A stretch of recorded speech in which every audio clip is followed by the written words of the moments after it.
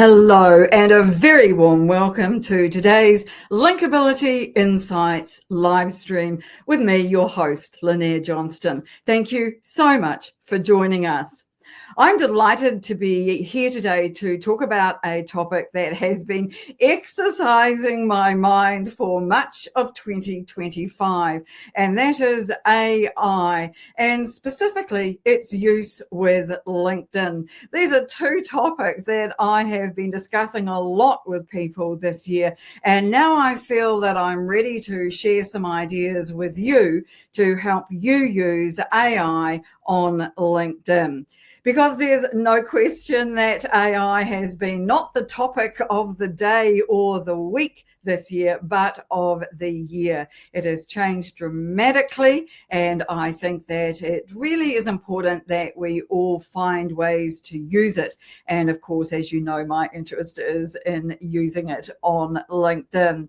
So today I want to talk to you about AI on LinkedIn, what to use, what to avoid, and how to sound human. Before we get started, let's just talk about a bit of housekeeping. First of all, thank you to my team members, Chef Ferguson, who is the producer of this event, our other team member, Gillian Moore, in the comments. They'll be sharing ideas and links with you there.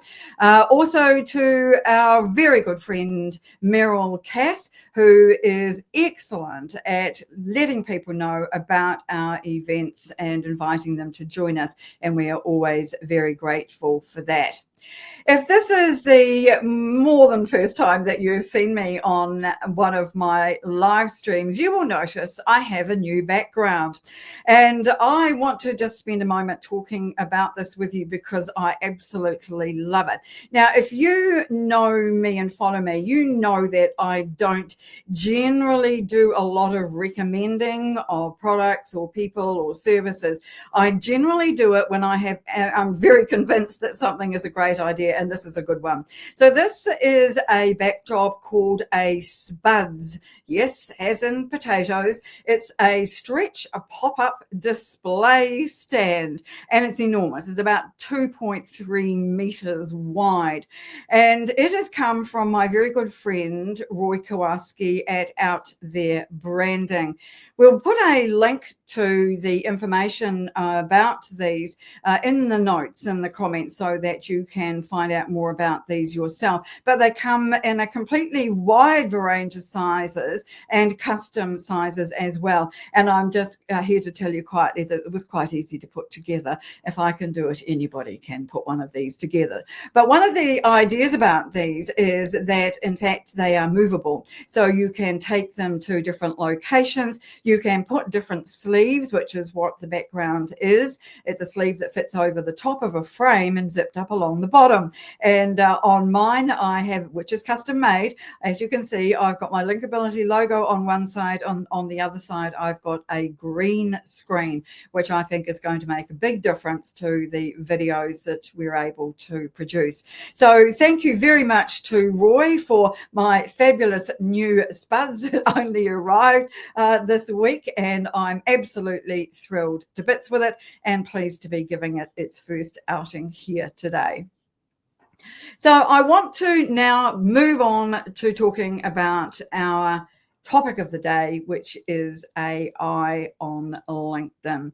You know, when I began 2025, I was at the point with AI when I had just given up my long-standing, no, not having a bar of it, I'm not going to, no, don't talk to me about it stance, and moved to, perhaps I had better be a bit more on the case with this.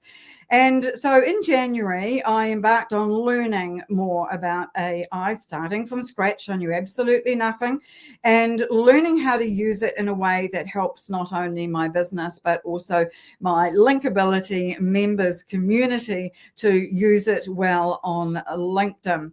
because there are a few fish hooks I've found, but along the way I've learned a lot about AI. I've been super impressed with how fast it has moved, how it has improved and is getting better almost every day. I just got ChatGPT 5 a couple of days ago and have begun to have an experiment with that to see what has changed, move forward. It's going to help me do my work even better.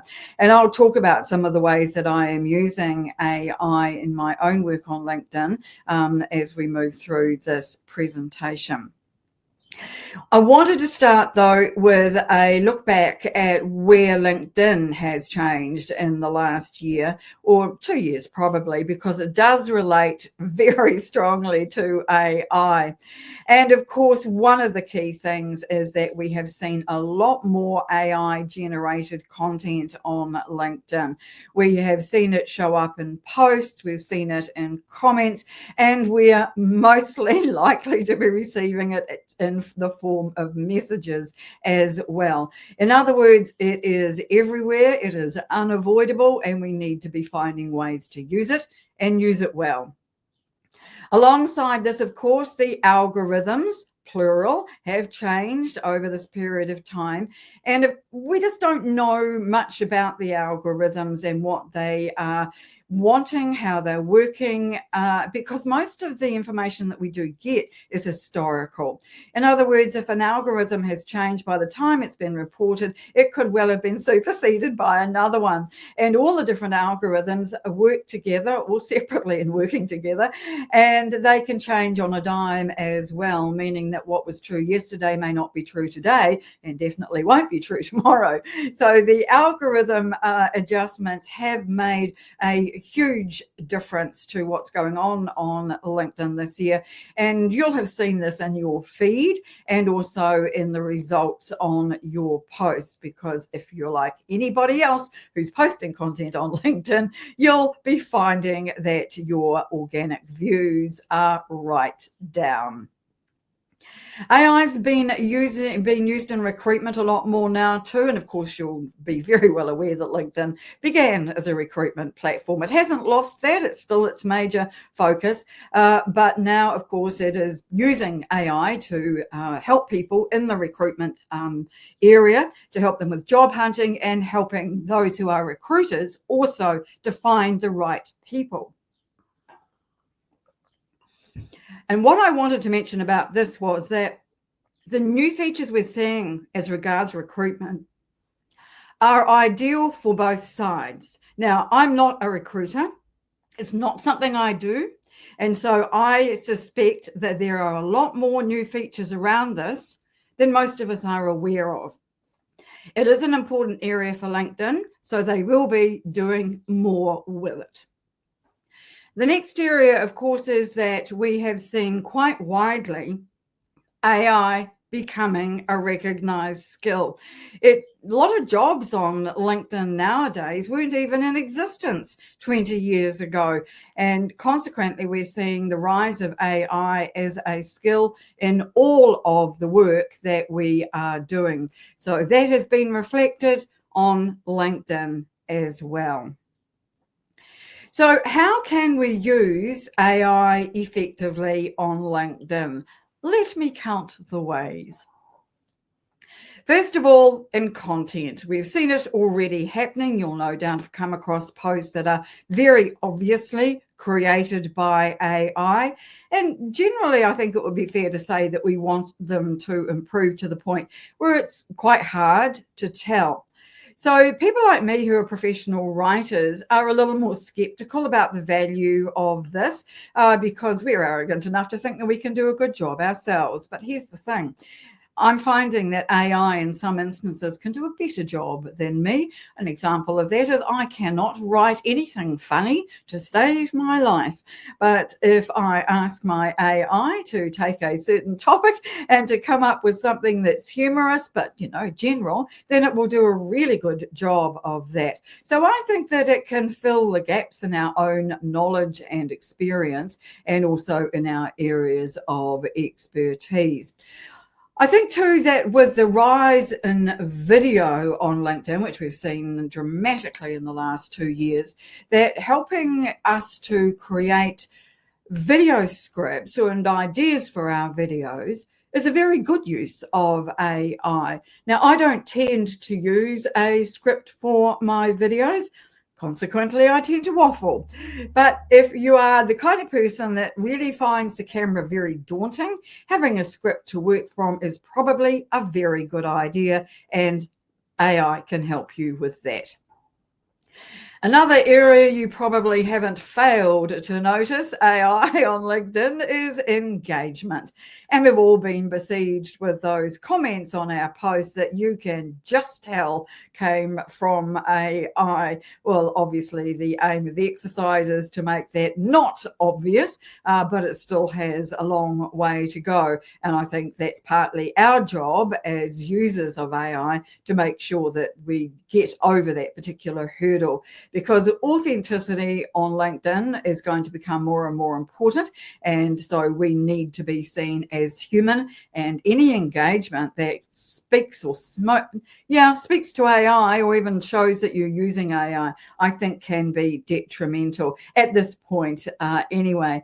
And also there's a lot of jokes going around about bots talking to bots on LinkedIn, and we want to come across, as I say, as human and being able to be seen as someone who is worthy of attention and also engagement with. So I think some care is needed around that particular one. Also, we're seeing, I think, engagement in terms of direct messages where AI is now having a role to play. And while I don't use AI for my LinkedIn comment writing, I do sometimes use it to give me some different options for messaging. If we're trying to find the right tone for a message that is specific to a group of people, then I'll often use AI to help me refine my ideas on that one. The next place that we can use AI on LinkedIn is profile optimization. Now, you've heard me talk a lot about this over the years I have been on LinkedIn because it is so important. Our profile underpins everything we do on LinkedIn, and how we come across in our profile is very important to people who you want to make a good first impression to. So if you're using AI to create aspects of your profile, I would advise caution. And I have had some experience with this because it doesn't do as well as you might expect, which I'll talk about a bit more in just a minute. But we're seeing a lot of people using AI for their about sections and for rewriting their roles. Now, it can also be used, of course, for writing headlines, giving you ideas about the skills to include on your profile, and perhaps even ideas for your banner. I'm just in the process of redoing my banners, and I have been using AI to give me some help and refine my messaging on that. Part of the reason is you want to get your message across very quickly and very briefly with as fewer words as possible, and AI can help me do that for certain. So the next area that we are seeing AI being used on LinkedIn is in recruitment and job search. So one of the ways is AI-powered job recommendations. So this is where LinkedIn suggests jobs that it has available through the system based on your profile and activity. It comes back to having a really good profile all optimized for search and to be able to be found by LinkedIn's inbuilt AI. And also on the other side of the recruitment coin, you've got automated candidate sourcing. So this is where recruiters are using AI to weed out applicants who may not be suitable for roles. And that takes me back to profile optimization and making sure that you are as suitable as possible for the roles that you wish to be considered for. Now, the next one area that using event promotion is for, using AI on LinkedIn is event promotion and repurposing. This is one of my personal favorites. I spend a lot of time doing this. And in fact, it would be fair to say this is the biggest use I make of AI, bar none. So what I have it do is when we have an event coming up like this, I sit down with my AI, who is called Quill, by the way, and it and I work together on deciding how we're going to write the event title and description, what it's going to cover. And we put together the content for StreamYard and for LinkedIn. And we also then come up with some subsequent posts that promote it. Plus, sometimes even a direct message when we are using messaging to invite people to attend. But the repurposing is the one I absolutely love. I have created a prompt that has got multiple parts to it, and it's been changed and refined a number of times as well. Because what I do from an event like this, a LinkedIn live stream, is I will use it to generate, wait for this, a bullet point summary, a standalone LinkedIn post, and an image, plus the alt text for the image, and text for an infographic, which I can then send to my designer to create on Canva, and alt text for that, plus an introductory post that goes with it. The text for a carousel that I send to my designer, and then bring that back and put it together with an intro post for that. A full-length LinkedIn article, which can be quite complex, and that has an introductory article to go with it as well. I get it to create a Facebook post for me, summaries for my LinkedIn newsletter and our email newsletter, and 3 different formats of posting for Substack, which I have just recently begun. And if you are on Substack, please would you just mention that in the comments so I can go and find you and subscribe, because I'm looking to find out how other people are using that. And finally, number 10, a blog post, a full-length blog post with all the SEO. Oh, and it does the SEO for my LinkedIn article too. I forgot to mention that.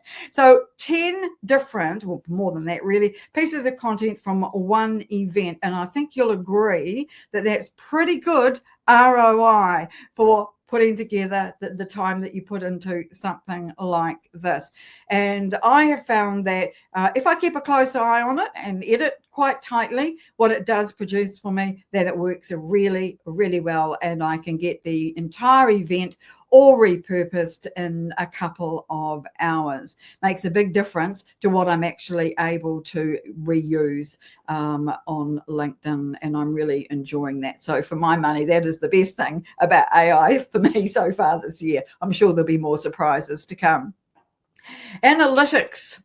If you download all of your analytics from LinkedIn, so this is everything to do with your profile, which you can do from your settings and privacy area, and put it through AI, it will give you all kinds of information that you can't get from LinkedIn itself. So it will give you information about your posts, what's doing well, what's not doing well, how you might change your posting to get better results. It will tell you about the responses you might be getting to your messaging as well, and to your events, a lot of information around events, potentially articles and newsletters too. So using AI to put together a report about your work or your presence on LinkedIn, I think makes a lot of sense. Now, I'm not a stats person. I'm a words person, not a numbers person. So this is not something I've done a lot with, but where I have used it, it has worked very well indeed. You'll likely know that LinkedIn offers hundreds, probably thousands actually, of LinkedIn learning courses. These are available free to premium members and a few other people who might have access through their library or through their university or tertiary education. LinkedIn learning courses are great. I've done several on AI this year, along with some other training. And I have to say that I have found them really useful, because one of the things that happens is when you complete a LinkedIn learning course, you can put it on your LinkedIn profile. I think that these are really useful for showing people that we are lifelong learners. We are open to new ideas. So I really recommend having a look at LinkedIn Learning. It's free for premium members, and you can do as many courses as you like. Then you can take what you've learned on LinkedIn, off LinkedIn, and use your AI to improve that, to expand it, to make it relevant to what you do. And then you can bring that back to LinkedIn again afterwards. You can use it in many other ways as well, but I think that LinkedIn learning courses are underused, and anyone who's a premium member should be checking these out. And finally, skills assessment and use, probably, I think, on LinkedIn as well. If you haven't got the full contingent of 100 maximum skills listed on your LinkedIn profile, then you're likely missing out. Skills are heavily linked to search, and the more of them you have, the better. The more likely you are to be found in searches. And so if you put your CV and your LinkedIn profile into AI and ask it to come up with some skills that you might not have got listed already, this is a good use of AI on LinkedIn. We're doing this quite a lot now to be able to find different ways to be able to get to that 100, because it's not as easy as it sounds, I find. And also you want to use the maximum if at all possible. So different variations on skills that are expressed in different ways and are still on LinkedIn's database are a very good idea. So you can see that there is no shortage of ways to use AI on LinkedIn. You might think, well, why are you talking about this, Lynnaire, when LinkedIn has its own AI that we could be using? And that would be a very valid question. The answer is quite simple. LinkedIn's own AI is very basic, which is surprising. LinkedIn is owned by Microsoft, which is a part owner in open source AI, which, as you know, is the creator of ChatGPT. You would think that LinkedIn's own AI would be very good indeed. And it would be fair to say, I think that they are trying hard to improve it. However, on my last run through to check really how it was doing, I was still very disappointed with it. And also, I'm very disappointed with AI around LinkedIn too, because its knowledge and understanding of LinkedIn and how it can be used is very basic and often wrong. I used it yesterday to find out how to, as a company page, follow another company page because I'd forgotten, and it gave me a completely erroneous answer that was just ridiculous. And so there are some real issues with relying on AI to give you up-to-date knowledge about, or even correct knowledge about LinkedIn. And it is a problem I come across all the time. And so that's one of the reasons why we are doubling down with our LinkAbility members community at linkability.biz to improve all of the information that we have about LinkedIn, how to create profiles, how to post well, how to network well, and of course, how to write and use AI for work on LinkedIn. And so it's becoming more and more important, because it's more and more apparent to me that AI really is not giving out good advice about LinkedIn. I have, however, got off topic, which is not unusual for me. So let me just mention, though, while I'm talking about LinkedIn's own AI, that it is a premium feature. It's not available on the free account, unfortunately. That is happening more and more, of course, where our features are only being made available to those prepared to pay for them. So on the basis of all of this, we need to find better alternatives. Now, my LLM of choice is ChatGPT, and I've just recently got ChatGPT 5, which I've just begun experimenting with. But there are a lot of others out there which you will no doubt be well aware of. And a lot of them do different jobs. You might find, for example, that even though ChatGPT's own image generation has improved a lot this year, that you might find another standalone AI LLM that is better for image generation. And that's just one example. If you're going to use AI on LinkedIn, I believe you need to be doing some things. First of all, get your ducks in a row before you start. And one of the challenges that I had right at the very beginning was that anything that I asked AI to do, its output didn't sound like me. Didn't in any way resemble what I would normally do or the kind of way I write or speak. And it was a bit of a battle to overcome this. And then I discovered brand voice guidelines.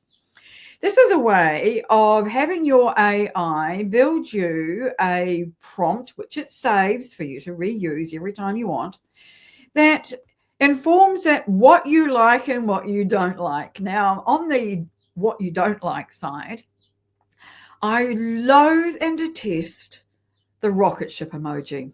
Absolutely hate it. Every time I see it, I'm immediately aware that what's I'm reading or looking at has been generated by AI. And the same goes for the M dash. So that's a really long dash that we are seeing in sentences all over the place, for which there is no point in most cases where a simple comma would do, or there's just no need to have it at all. So with that kind of thing in mind, I said to my AI when trying to create these brand voice guidelines, I never want to see any of that in my in your outputs for me. We also write in UK English, not American English. So you can dispense with the Zs, thank you very much. Plus, I want it to be in a particular tone of voice, and this is how I want it all to sound. So you can add a number of things into your brand voice guidelines. I've given it even the emojis for the bullet points that I use, so that I don't have to go through and manually change everything afterwards.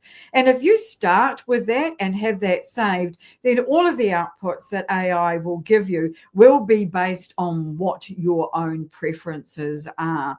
Now, if you work for an organization, there'll be company brand voice guidelines to take into account as well. But for someone like me, just a small business, then I can decide what it is that I want it to include. And if that's branding content, well, then I can do that as well. But I think starting with brand voice guidelines is very wise indeed. It saved me hours of editing afterwards.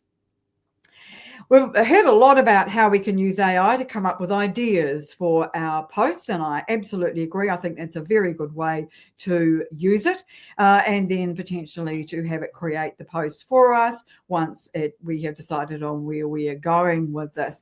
But a new way that I've just discovered recently, and I've just shared this with my LinkAbility members, is to have a story bank. So this is a fancy title for when you get a great idea for a post or a piece of content at the most inconvenient time. And you want to make a note of it before you forget it, because if you're like me, you will. And you want to get it noted and be able to come back to it and then work on it and see whether it's actually got legs to become a piece of content that you want to publish or not.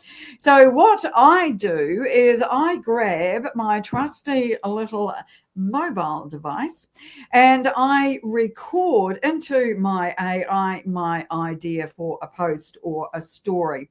It will then save it for me when I come back to wanting to do a full post. I'll say to it, what have we got in the story bank? And it will come up with the different ideas that I've already created. Now, I really like this, and I find that that's a really useful way of doing it.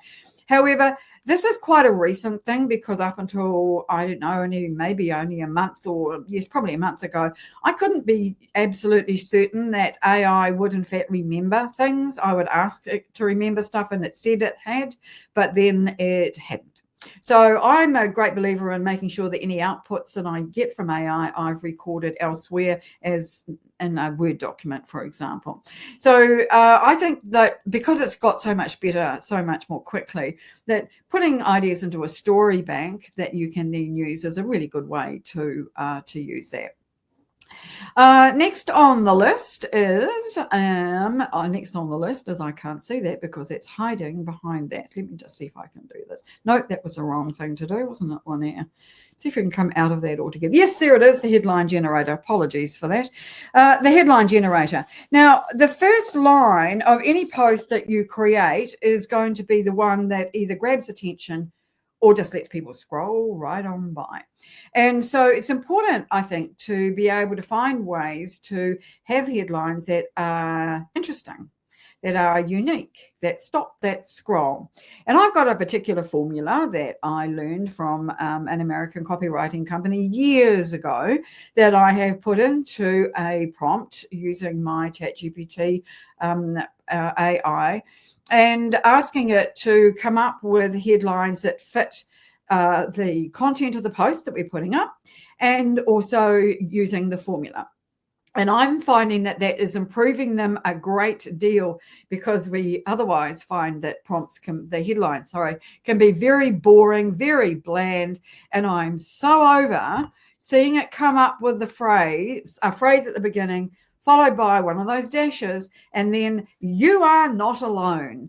And that's really annoying because you want something that is going to speak to people. Now, it might speak to people, might not, because we're seeing so much of it. And that, I think, is part of the issue, is that we're seeing too much of the same thing all the time. We need to make things like headlines unique and different. So creating a headline generator has been a really big boon for me. Again, that's one of those prompts that we've got for our LinkAbility members in our AI section.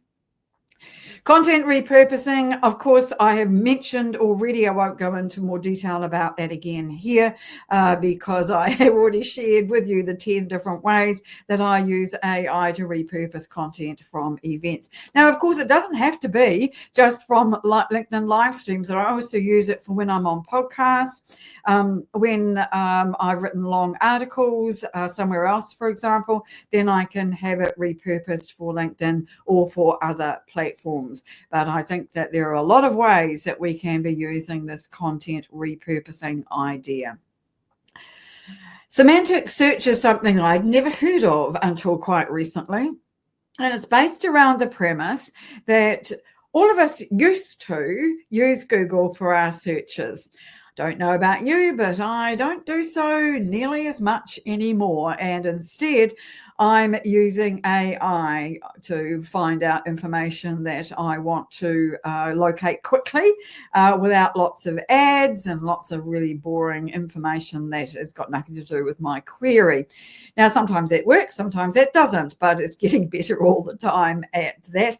And that's all around semantic search. It's all about being found by AI and surfaced in the answers to queries. So that means that any of our content, whether it goes on LinkedIn or anywhere else, has to comply with basic semantic search rules. That's to do with how it's formatted and the ways that AI and Google, because it's still important, will search and index your content. So coming up with a semantic search prompt has been a very good use for me of AI, because it's meant that I can put all the content, all the outputs that AI comes up with through semantic search to improve them. And that's what it does. It improves them every time, gives me a checklist of all the things that a semantic search requires, and tells me where the posts can be improved. Because I'm sure you already know that if you ask AI to do a better job in one way or another, that it will in fact do that, and it makes refinements or iterates your content or its output. The image generator is something that I am starting to use much more. When ChatGPT first launched its image generation tool or feature, it was pretty basic. It was great because it was better than nothing, but it certainly was pretty basic. But now it is doing it so much better. Now, many people don't use ChatGPT for image generation. They use other LLMs instead, and that's perfectly fine. I tend to like to do it within ChatGPT because then it aligns with the content I'm asking it to create the image for. So it has improved dramatically, but I have still created a prompt around this that improves that. It talks about where do you want this set, what kind of tone, what's the message, how do you want people to feel about it, what's your end result. Lots of really good questions that we should all be asking ourselves when we're generating images to be able to come up with ones that are suitable for the piece of content that we are using. And of course, again, we want those to be unique. We want them to stand out and to look good. So I really think that ChatGPT has come a long way with its image generation in 2025. Next up is the engagement strategy. If you are going to be looking to have an engagement strategy this year, which is a very good idea given the way that posts are performing right now, then you'll want to be thinking about how you can use AI for this. And you may use it in completely different ways than I do. But the idea, I think, with this one is to ensure that your post has an outcome that takes note of the engagement that you're looking for. So you want to create posts that, for example, aren't too short, that nobody can get a handle on what you're trying to say, and the only engagement they can give you is thanks for sharing or great post. You want to make your post long enough that those who are reading have something that they can comment on. They can ask a question or take the conversation in a certain direction. So an engagement strategy around your content and the way you want people to engage with it, I think, is important. And that one is still, in my own mind at least, that one's still kind of fermenting away, and I'm still working on how that's going to look towards the end, because I tend to write my own comments. They don't take me terribly long to do, and I much prefer not to use AI for those. I do know, and you'll know too, that others are not the same, and that a lot of comments are being generated by AI. So think about how you might use that engagement strategy. Also think about that in terms of direct messaging, because that's a form of engagement too. And if you are messaging people, you may find that there are some ways to be able to do that might come back to your brand voice guidelines. And the final way that I have found this year to use AI with my LinkedIn is to come up with a series of calls to action that go at the end of each post or each piece of content, or maybe even every video, and to keep those as a document that I can refer to. So I have different CTAs for different uses. So for example, if my post is about profiles, then I will have a call to action that talks about my profile writing service.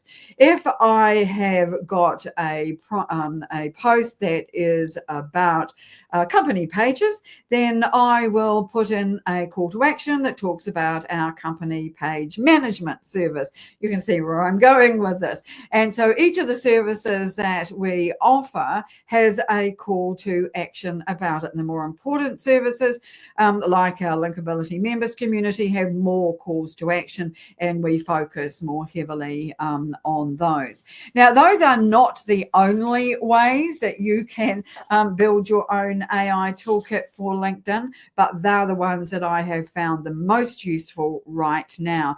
And look, I'm only, where am I, August, 8 months into my AI journey. I could be talking to you again at the end of the year with completely different sets of prompts that will be so much better, and I simply would not put that past the tech companies, the way that they are improving things so very, very quickly. As you can imagine, along the way, I have made plenty of mistakes. Now, I don't mind making mistakes because I see those as an opportunity to learn and to do better next time. But to help you avoid some of the pitfalls I've fallen into, here are some that seem to be relatively common.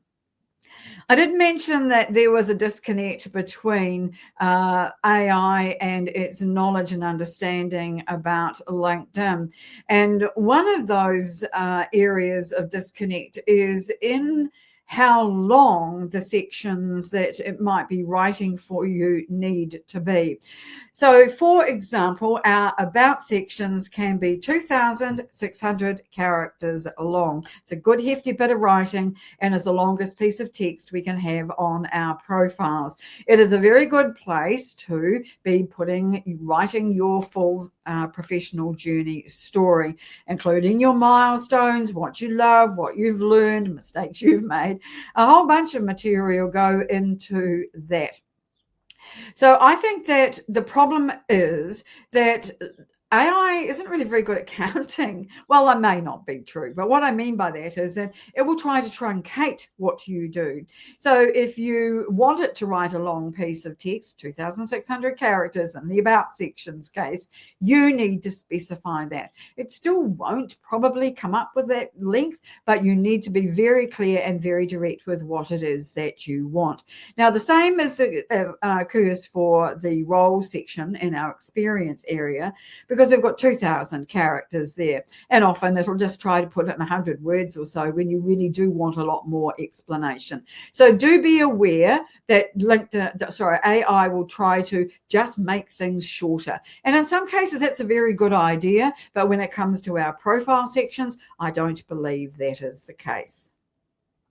It can, of course, be very bland. The outputs that it gives you are very bland, very boring, very beige, very grey. Now, I don't know about you, but I want to see content on people's LinkedIn profiles that makes me go, wow, that's interesting. Or it stands out in some way, or it really talks to their point of difference. So I do think we need to be very careful when we are maybe building our brand voice guidelines that we are not bland, we are not ordinary, and that we do find ways to stand out. It is something that I think is very common with AI, but I'm sure that that will improve over time too. Now, the blandness then rolls into lack of specificity. This is lack of detail, lack of real information that is specific to you. And your AI may not know enough about you to be able to be specific. One of the things it can't do, well, that may not now be true. Until recently, ChatGPT could not read your LinkedIn profile. Now with ChatGPT 5, which I've only had for a few days, it may actually be able to do that, in which case it can then help you to get over any areas of lack of specificity by reading your LinkedIn profile and going, well, you could do this and you could do that, and giving you some good ideas. But you may well have to give it those specifics. It can only work with the information that it's got, so you need to make sure it has the information that you need to give it, that you want to give it, to be able to get the outputs that you are looking for. And final thing is inaccuracies. The term for AI is hallucinations. I just prefer to call them lies, because that is clearly what they are. And when you call AI out on its hallucinations or lies, it will likely say, oh, yeah, oh, okay, yeah, you're right, yeah, and it'll just give you an excuse or move on very quickly. That is a problem. And it's fine if you know it's a lie or wrong information. It's much more difficult if you don't. So you need to make sure that everything that comes out of your AI, you have checked first of all, to be sure that you are being correct. What you are putting out there and what AI is giving you is correct. The next one is solutions. Of course, we've got problems. We always need to have solutions, don't we? So I think that the things that you need to be aware of on this one are that you should be using your first draft that comes out of AI as an output, just as that, as a draft for you to edit, to change, to iterate, to refine. And if you say, okay, I like this, but I don't like that, or it needs more detail here, this is what you need, then it will do a better job for you. Every time you change an output, it will get better and better, provided you tell it what it is that you want. I found that the best way to get AI to improve its outputs for me is to create the prompts in multi-steps. So it does one bit, first of all, then you look at that and go yes, no, or I'd like it to do something else. Then it goes back and does the next piece and so on. So it's constantly improving as it goes.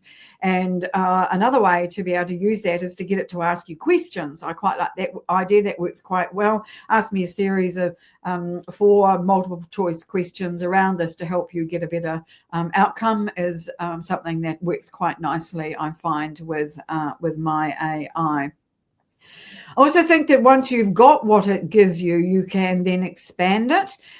You can then put in more detail that does give it that specificity, puts in detail, maybe tells your story, shares your opinion or whatever, something that will take it from something that is bland and ordinary, a first draft, into a finished product. And I think you'll find that that will make a difference. So never just think of the first draft as your final product. Think of it as something that always has to be iterated, and do that continuously. And I think the more you do that, the more your AI will learn about you and the better job that it will do, particularly if you give it clear instructions, such as I mentioned on the image generator. And at the end, you always want it to put the output through its semantic search to ensure that it is the best possible for SEO and for AI searching. So I think there are a lot of solutions, but there'll be more too, to some of these issues. Remaining human is really important when it comes to AI on LinkedIn, I believe, because of the overuse of and proliferation of fake profiles, engagement pods, scams and spams. Being human on LinkedIn is something that is going to be a competitive edge. It is going to be our point of difference as more and more people use AI. Being seen as human is going to really make us continue to stand out. So my point around this, I think, mainly is that we need to remember that AI is serving us. We're not serving AI. I know that might sometimes seem the other way around. But if we're engaging personally with people on LinkedIn, through our DMs, through our commenting, through our events, and we're telling stories, sharing our experience, excuse me, then frog in my throat this morning. If we are telling our stories and sharing our ideas and our experience, then we will build relationships with people. And I've said this often, millions of other people have said this often. We do business with people we know, like, and trust. And so building those relationships, which LinkedIn is so very good at, is where we need to be going. We need to be thinking of that whenever we're using AI and going to ourselves, okay, so I'm using a tool to be able to reach a human. Will a human respond well to this, or will a human think this is just bot generated and so it can be discounted? I think we really need to focus on this one particularly. And we had a live stream recently with Richard Dawson from the UK, who's the marketing mentor and using AI a lot in his work. And he was focusing on how to be human in a consistently or increasingly AI world. So you'll find a replay for that on our LinkAbility YouTube channel, actually. And so please do pop over to that and have a look, because that was really a useful live stream about how we can use AI to benefit us, not how AI can benefit from us. Did I get that round the right way? I hope so. What should you be taking away from my monologue today? Several things I'd like you to keep in mind, I think, as you move forward with your AI journey on LinkedIn. One, of course, is that AI is only a tool. It's not the complete answer. I've talked today about the mistakes that it can make, how it can be bland and boring, how it can just generate or regurgitate content that it's dished out to thousands, if not millions of others. So see it as a starting point, not as the end point of what you're trying to do on LinkedIn. Know the end that you have in mind before you begin, and using a strategy to get you there is probably the best way to go about that. Now, I'm a bit of a late comer to this particular idea and wished I'd thought of this one earlier on, because I was well through my use of AI before I even thought about the idea of having a set of brand voice guidelines, which would have saved me hours of time. However, I got there in the end. And so I think that knowing where you're wanting to go and thinking about the different tools you're going to need to use to get there is very worthwhile indeed. And by all means, go back over some of the slides that I've shared here today to do that if you wish. AI is evolving, and we need to evolve, and LinkedIn is evolving as well. It is changing all the time, and the change we've seen this year has just been so utterly dramatic. It's astonishing. Great time to be alive, I believe. And I don't see it slowing down anytime soon. So consequently, I think it's really important that we think about how it might change over the next period of time, and to think about too the way that it might evolve even just in the next few weeks and months with the changes we've got now with ChatGPT 5. And if you have noticed any of those that are different from ChatGPT 4, I'd like to hear about those. So please just let me know in the comments. And finally, constantly develop your AI skills, a bit like LinkedIn, really. This is a marathon. It's not a sprint, but if you haven't yet started your AI journey, then I do encourage you to get underway with it, because it's going to be very easy to get left behind. And that was the motivating factor for me right at the very beginning. I did not want to find myself irrelevant at the end of 2025 simply because I'd refused to look at AI and how it can help me. And I'm so very pleased that I have, because it has been hugely useful both in my work and also in personal things. It's very good at finding those recipes that you might have lost or thrown away and you need to refresh yourself about. Also, there are loads of other ways that people are using AI, of course, and those will really become more and more obvious over the next few months, I believe. So constantly developing your AI skills and testing out new LLMs, I believe, is really important for us all.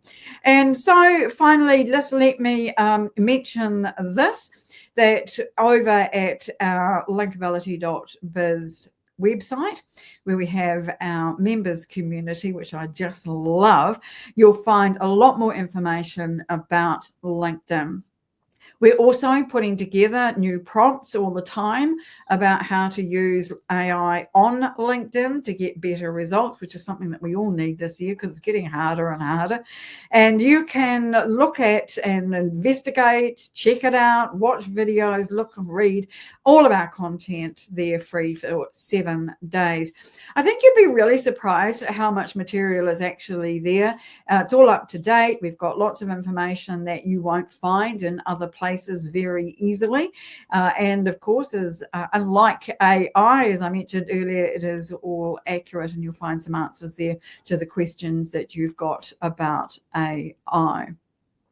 And so finally, let me just put on the stage a question here or a comment from Nikki. Hello, Nikki. Nice to see you at our events today.